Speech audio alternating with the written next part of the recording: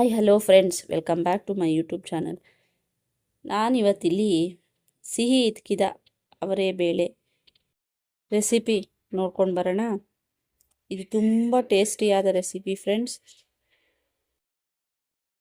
ಚಿಕ್ಕವರಿಂದ ದೊಡ್ಡವ್ರವರೆಗೂ ಇಷ್ಟಪಟ್ಟು ತಿನ್ನೋ recipe friends. ಇದು ಮೊದಲಿಗೆ ನಾನಿಲ್ಲಿ ಪ್ಯಾನಲ್ಲಿ ಒಂದು ಅರ್ಧ ಕಪ್ಪು ಕಡಲೆಕಾಯಿ ಬೀಜ, ಅರ್ಧ ಕಪ್ಪು ಉರಿಗಡಲೆ ಎರಡೂ ಹಾಕಿ ಮೀಡಿಯಮ್ ಫ್ಲೇಮಲ್ಲಿ ರೋಸ್ಟ್ ಮಾಡ್ತಾಯಿದ್ದೀನಿ ಫ್ರೆಂಡ್ಸ್.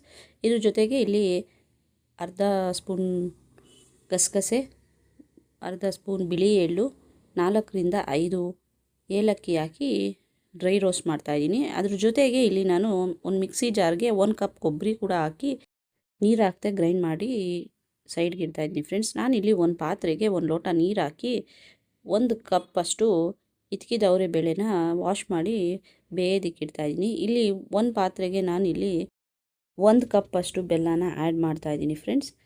ಇದನ್ನು ನಾನು ಅದರ ಜೊತೆಗೆ ಅರ್ಧ ಲೋಟ ನೀರು ಹಾಕಿ ಬೆಲ್ಲನ ಕರಗಿಸ್ಕೊತಾ ಇದ್ದೀನಿ ಫ್ರೆಂಡ್ಸ್. ನಾನಿಲ್ಲಿ ಬೆಲ್ಲನ ಕರಗಿಸ್ಕೊಂಡು ಶೋಧಿಸ್ಕೊಂಡು ಇಟ್ಕೋತೀನಿ. ಯಾಕೆ ಅಂದರೆ ಅದರಲ್ಲಿ ಕಲ್ಲು ಎಲ್ಲ ಕೆಲವು ಸಲ ಸಿಗೋ ಚಾನ್ಸಸ್ ಇರುತ್ತೆ, ಅದಕ್ಕೋಸ್ಕರ ನಾನು ಶೋಧಿಸ್ಕೋತೀನಿ ಫ್ರೆಂಡ್ಸ್. ಇಲ್ಲಿ ಇತ್ಕಿದ ಅವರೇ ಬೇಳೆ ಬೆಂದಿರೋದನ್ನು ನೀರು ಬಗ್ಸಿ ನಾನು ಇದಕ್ಕೆ ನಾವೇನು ಮಿಕ್ಸ್ಚರ್ನ ಗ್ರೈಂಡ್ ಮಾಡಿಟ್ಟಿದ್ವಿ ಆ ಪೌಡರ್ನ ಹಾಕಿ ಇದ್ರ ಜೊತೆಗೆ ಮಿಕ್ಸ್ ಮಾಡ್ತಾಯಿದ್ದೀನಿ ಫ್ರೆಂಡ್ಸ್.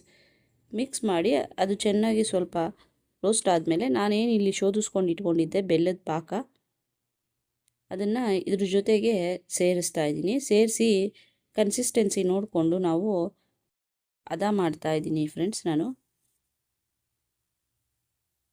ಹದ ಮಾಡಿದ್ಮೇಲೆ ಒಂದು 10-15 ನಿಮಿಷ ಬೇಯೋದಕ್ಕೆ ಬಿಟ್ಟ ಮೇಲೆ ನನಗೆ ಯಾವ ಕನ್ಸಿಸ್ಟೆನ್ಸಿ ಬೇಕೋ ಆ ಕನ್ಸಿಸ್ಟೆನ್ಸಿ ನೋಡಿಕೊಂಡು ವಾಟ್ರ್ ಹಾಕ್ಕೊಂಡ್ರೆ ಸ್ವೀಟಾದ ಇತಿಕಿದ ಅವರೇ ಬೇಳೆ ರೆಸಿಪಿ ರೆಡಿ ಫ್ರೆಂಡ್ಸ್. ಇದಕ್ಕೆ ದೋಸೆ ಒಳ್ಳೆ ಕಾಂಬಿನೇಷನು ಫ್ರೆಂಡ್ಸ್, ಚಪಾತಿ ಕೂಡ ಒಳ್ಳೆ ಕಾಂಬಿನೇಷನು.